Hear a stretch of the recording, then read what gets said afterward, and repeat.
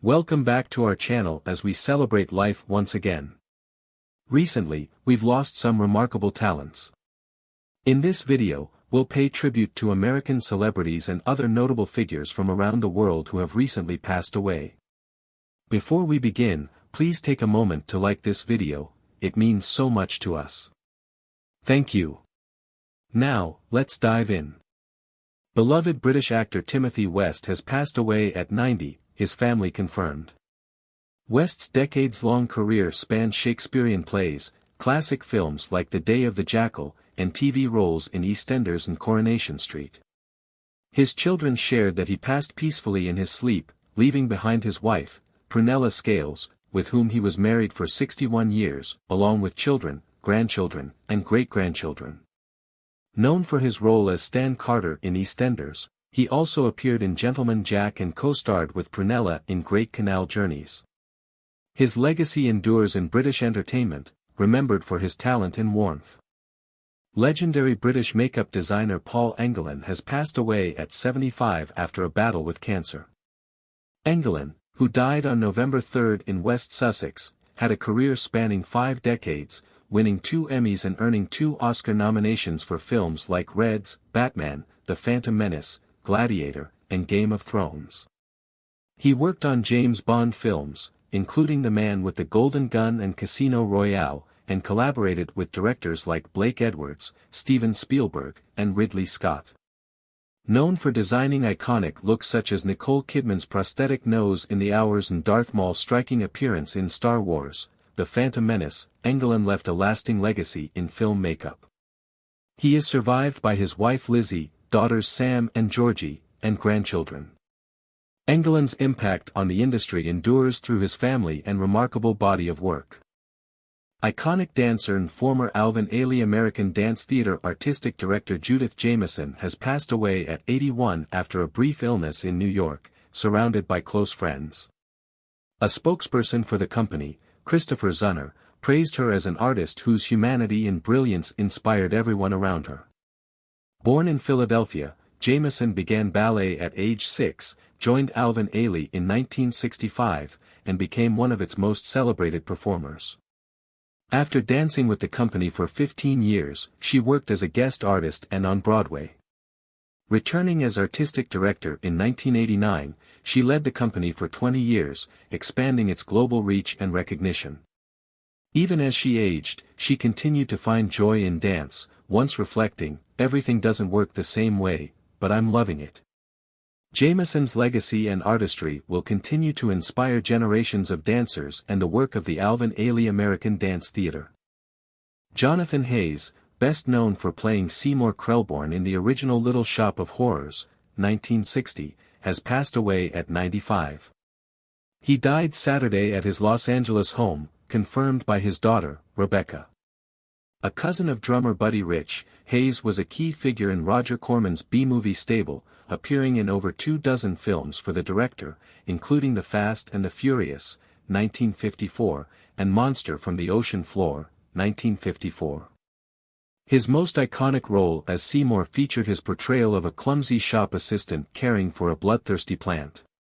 Hayes also worked behind the scenes, wrote the screenplay for Invasion of the Star Creatures, 1962, and later pursued a successful career in advertising.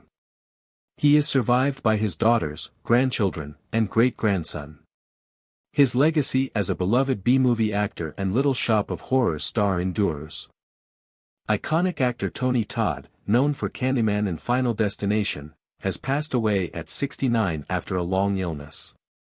He died on Wednesday at home in Marina del Rey, confirmed by his wife, Fatima. Born on December 4, 1954, in Washington, Todd studied at the University of Connecticut and trained at the Eugene O'Neill National Theatre Institute. His breakout came with Candyman, 1992, where he played the haunting, hook-wielding ghost, a role he reprised in later films.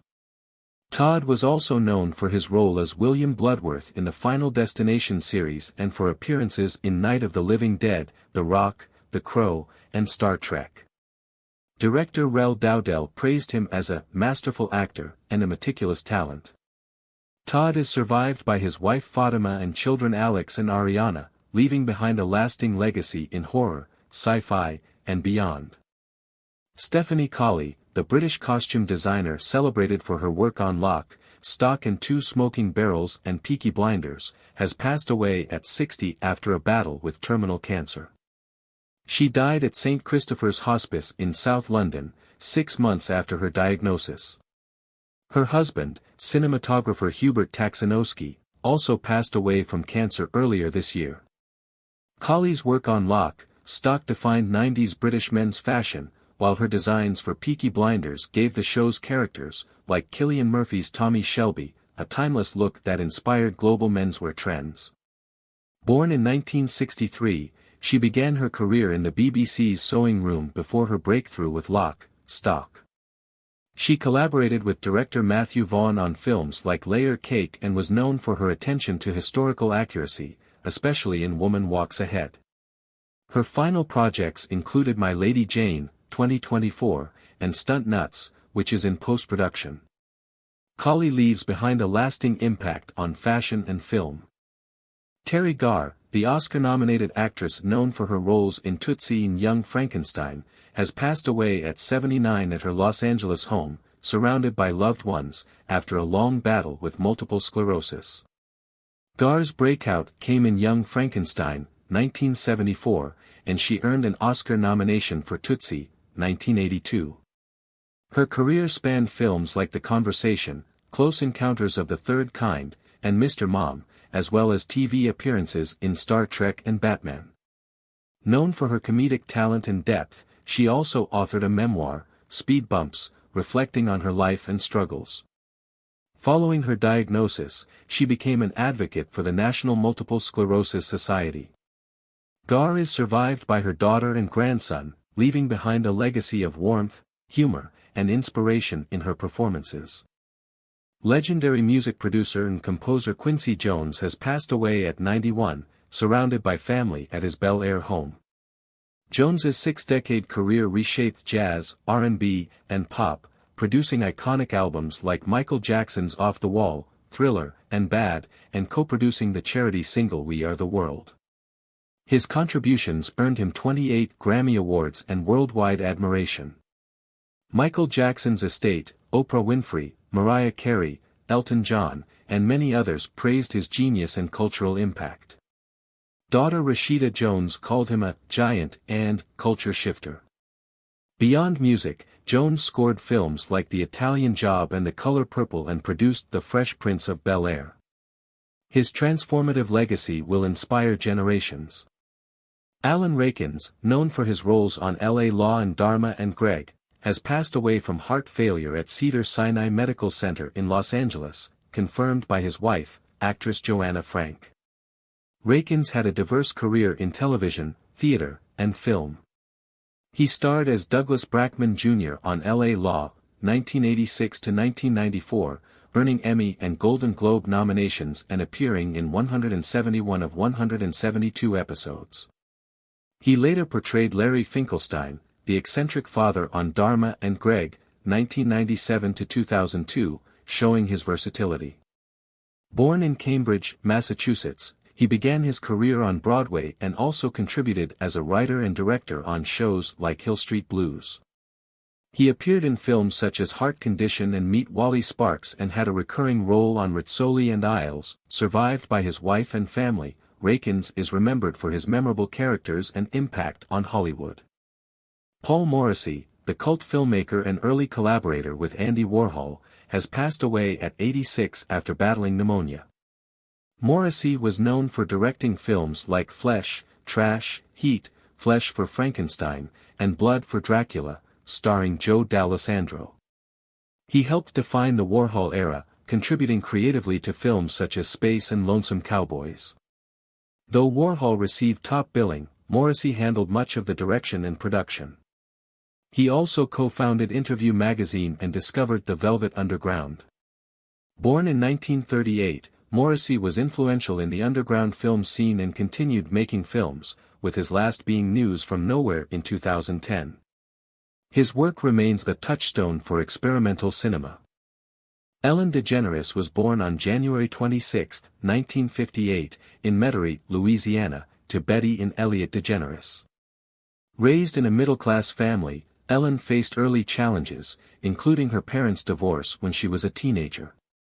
Despite this, she developed a strong sense of humor and a passion for entertainment. After dropping out of the University of New Orleans, she pursued stand-up comedy in the early 1980s, performing in small clubs before moving to New York and Los Angeles. Ellen's big break came in 1986 when she appeared on The Tonight Show starring Johnny Carson, which helped launch her career in comedy and acting. By the late 1980s, she landed a recurring role on the sitcom Open House, and in the 1990s, she starred in her own show, Ellen. In 1994, Ellen's sitcom Ellen became a hit, but the show reached a cultural milestone in 1997 when Ellen's character came out as gay. This groundbreaking moment in television history, known as the Puppy episode, made Ellen one of the first lead characters on a major network show to publicly come out as LGBTQ+. Although it caused some controversy and led to a dip in ratings, Ellen's courage solidified her position as a leading figure in comedy and entertainment. Ellen faced significant personal struggles, including her father's passing in 1998, which deeply affected her. She also dealt with anxiety and depression, using her platform to raise awareness about mental health issues. Despite these challenges, Ellen's career continued to thrive. Her return to television in 2003 with The Ellen DeGeneres Show marked a new chapter, and the show became one of the most popular talk shows of the decade. Ellen's life was marked by several health challenges, including a herniated disc and autoimmune disease. She also faced personal losses, including the death of her mother, Betty, in 2018. Ellen's openness about her struggles with health and grief resonated with many, and she continued to advocate for self-care and healthy living.